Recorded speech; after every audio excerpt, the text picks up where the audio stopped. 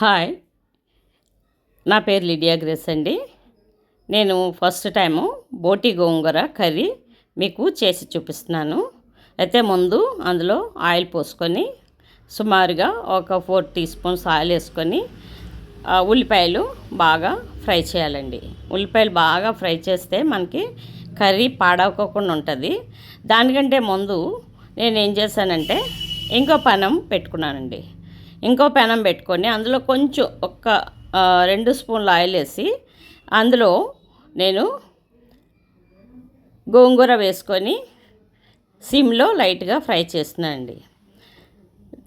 దానికి ముందు నేను ఏం చేశానంటే ఈ బోటి గోంగూరని మార్కెట్ నేను తీసుకొచ్చి చక్కగా శుభ్రం చేసి దాన్ని కుక్కర్లో బాగా 7 విజిల్స్ వచ్చిన దాకా ఉడకబెట్టి ఒక పక్కన పెట్టుకున్నానండి. ఈ లోపుగా దీన్ని నేను ఫ్రై చేస్తున్నానండి. ఇందులో కొంచెం అల్లం వెల్లుల్లి పేస్ట్ కూడా వేసాను. అలాగే ఇటువైపు నేను గోంగూరను కూడా బాగా ఫ్రై చేస్తున్నాను అనమాట.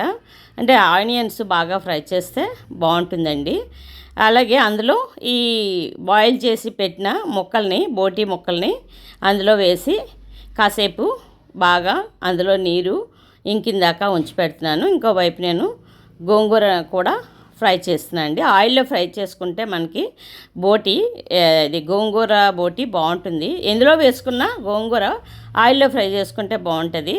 అందులో చివరిలో టేస్ట్ కోసం అని చెప్పేసి నేను పచ్చిమిరపకాయలు కూడా కొంచెం ఉల్లిపాయలు కూడా వేసాను అన్నమాట. ఇటువైపు ఇది ఫ్రై అవుతుందండి.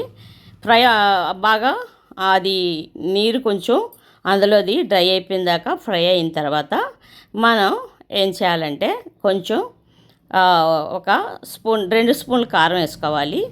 అలాగే ఆల్రెడీ ఉడకబెట్టినప్పుడు మనం సాల్ట్ వేసాం కాబట్టి కొంచెం సాల్ట్ వేస్తున్నాను నేను. మీకు సరిపడిన సాల్ట్ మీరు వేసుకోవచ్చు. ఎందుకంటే ఒక్కొక్కరు ఒక్కొక్కలాగా వేసుకుంటారు. కొంతమంది ఎక్కువ తింటారు, కొంతమంది తక్కువ తింటారు సాల్టు.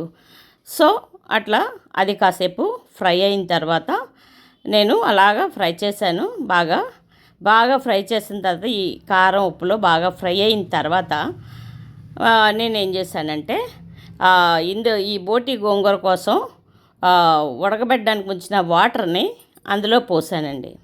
ముందు ఆ ముక్కల్ని ఇందులో వేసి ఫ్రై చేశాను. తర్వాత కొంచెం ఫ్రై అయిన తర్వాత వాటర్ పోసానంటే ఆ వాటరే పోసానమాట. మళ్ళీ వేరేగా నేను వాటర్ పోయలేదు. ఇది బాగా కాసేపు ఉడికించి తర్వాత పక్కన ఫ్రై చేసి పెట్టిన గోంగూర, పచ్చిమిరపకాయలు, అలాగే కొంచెం ఉల్లిపాయలు అవి తీసి ఇందులో బాగా మిక్స్ చేశానండి.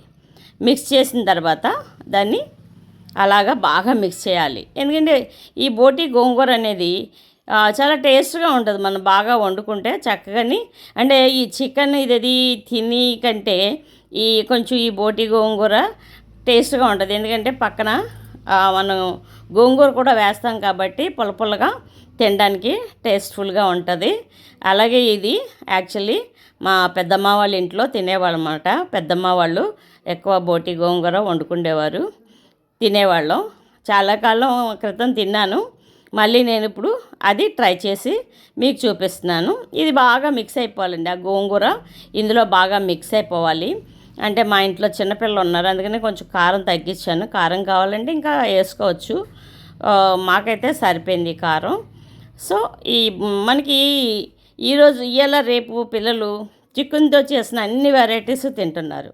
సో దానికి బదులు ఇలాగా అప్పుడప్పుడు స్పెషల్గా చేసుకొని తింటే మనకి టేస్ట్, ఆరోగ్యానికి ఆరోగ్యం కూడా బాగానే ఉంటుంది. అలాగే డెలివరీ అయిన వాళ్ళకి కూడా ఇది పెడతారు. ఎందుకంటే బాడీలో కొంచెం శక్తి వస్తుందని చెప్పేసి డెలివరీ అయిన వాళ్ళు కూడా ఇది ఎక్కువ యూజ్ చేయడం జరుగుతుంది.